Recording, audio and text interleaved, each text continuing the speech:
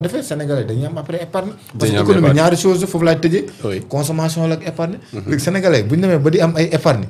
yow Moustapha boo épargné man ma dem banque lebal ma sa épargne ma liggéey si. c'est ça. ma investir liggéey ba épargne man tam Moustapha leb ci sama épargne. on investit avec l'argent des autres. merci. Tafa loo ciy dolli par rapport ak réforme yi nga xam ne moom la ñu bëgg a def ci code des investissements bi. voilà allez-y. oui vas-y. non question bi loolu la réforme déjà lecture bi. déjà gis naa ni xam nga am na sa internautes yi intéressé na leen lu bari. parce que y a am na benn président benn association. bu posé question sur le contenu local. c'est ça. d'ailleurs déjà dama koy jox explication boobu ni ko. j'ai comme l'impression que dañoo jàpp ni code des investissements bi. c'est pour les investissements directs étrangers non. Le code fait référence à l'investissement privé. Ce privé là peut être international comme local. tout à fait c'est-à-dire que yow Dieylani bu la neexee. nga dem demander un agrément du code des investissements bii ñu war a voter suba wala ginnaaw suba. mais pour finir loolu balaa ma lay bàyyi nga wóyal. Il y a eu dans la foulée le renforcement du rôle de l'APIX. Très bien. En quoi faisant, l'agence ne se limite plus à la facilitation des projets, elle s'engage dans le suivi post-investissement, ce qu'on appelle l'aftercare, la prévention des différents problèmes, le len bolé, et l'accompagnement dans la durée. Très bien. Donc, gis nga le rôle central bi APIX di jouer. mooy agence d'exécution des projets de l'État. c'est ça APIX. te boo seetloo le président comme le premier ministre fu ñuy dem rek. APIX day ñoo toog. beneen partie pour te conforter. avant la mise en œuvre de ce code des investissements là l'État anticipé na sur beaucoup de choses. pour protéger les privés nationaux. maintenant bu ñu demee tey Chine bi ñu demee Chine ñaata entreprise sénégalaise lañ yóbbu ñu signé foofu ay MOU. gis naa ni dans le domaine de la pharmacie. entreprise chinoise ñëw nañu fii pour liggéey ay entreprise sénégalaise yi nga xam si demoon nañu signer ay protocole d'accord. gis nga SAR barki démb la DG jóge woon na fa c'était voyage u Chine bi. mieux barki démb Turquie tamit ñu jógee nañ fa. am na une entreprise turque maintenant les tracteurs là agricoles dootuñu ko importer te dañ koy monter fii au Sénégal. et l'usine bi koy defar dafa nekk en joint venture ak CCBM. Serigne Boub ak beneen waa ji jaay oto te mu nekk ci. EMG ki nekk EMG ak beneen concessionnaire ñoom ñett ñoom ñoo nekk partenaire ak l'entreprise turque pour ñu def ko. donc cette vision économique là bi nga xam si ni le premier ministre da ko wax ni nous voulons créer une bourgeoisie nationale. donc loolu ñoom ñi ngi ci avant le code des investissements. may repréciser à l'attention des internautes ni leen code bi. du pour tubaab yi ak Turquie ak naar yi. code bi yow sénégalais bi boo amee ab projet bu duggul ci exclusion bi comme li Dieylani wax bu njëkk ba dañoo limité woon yan champ la fa la war a dugg léegi champ bi dafa cité simplement yan la code bi régirul ça veut dire que yi mu cité wul yu nekk rek yooyu mën na dugg ci code des investissements mën ngaa doxantu ba APIX nga ni man kat dama bëgg a investir dans l'agrobusiness wala dans l'agriculture dama bëgg accompagnement de l'État dama bëgg État signal ma un agrément avec le code des investissements lépp luy avantage bu tubaab yi di jot moom nu mën koo jot. c'est ça le problème sénégalais bi mën na koo jot comme keneen ko du sénégalais.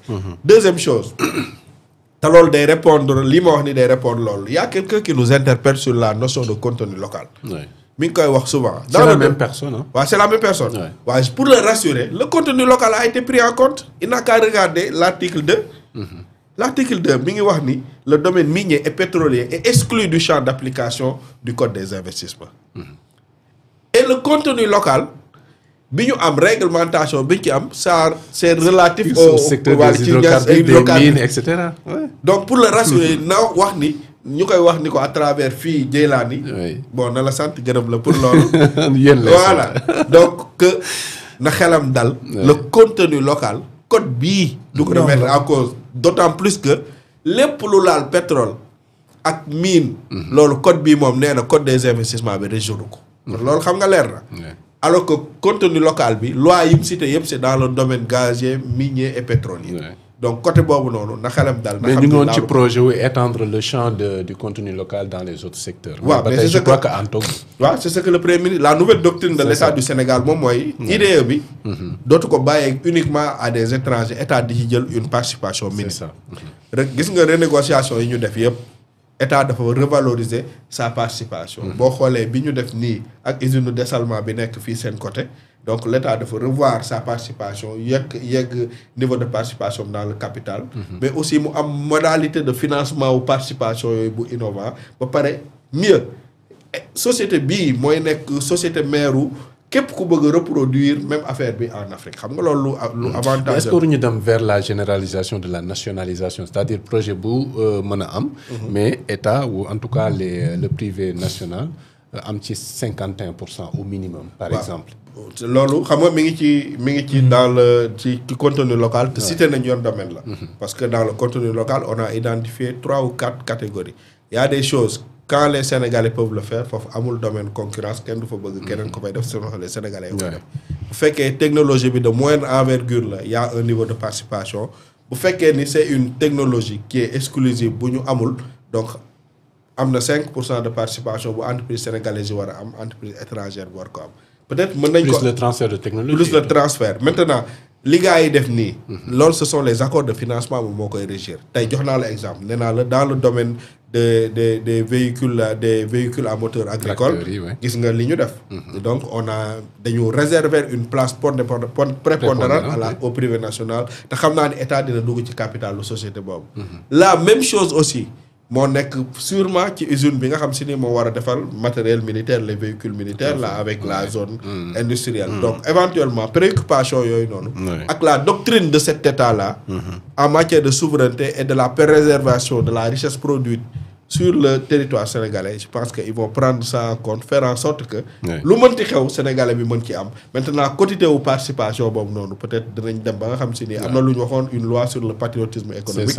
peut-être dina ñëw renforcer ko mais pour l'instant suñu niveau économie mayuñu ñuy jox suñu bopp lool parce que avec cette dette là ak problème économique yi il faut ñu xëcc gars yi ba ñu ñëw balaa ñuy fixer ay critères c'est ça et je crois que Alassane Diop est satisfait il est satisfait il est satisfait donc kenn du laal contenu local c'est ça Alassane man personnellement maa ci veillé je crois que donc qu'on peut avancer voilà am na looy dolli par rapport à la réforme sur le code des investissements bon comme li ci paate wax moom mënu ma ci wax lu ko te yow tamit joxe nga yeneen piste yoo xam si man sama bopp sax lire naa ko waaye échappé na ma donc ce qui veut dire que gars yi déglu nañu loolu am solo la ba pare def nañu audit ou je ne sais pas quoi ils ont revérifié beneen code bi bien que bonul woon lan la andi lan la andil woon ci lu baax ñu def ko et ce qui m'intéresse le plus mooy recentrage ou place u APIX dans le domaine des affaires parce que loolu wax dëgg yàlla ñëw di investir aussi muy ñàkk réussir état du Sénégal war ko encourager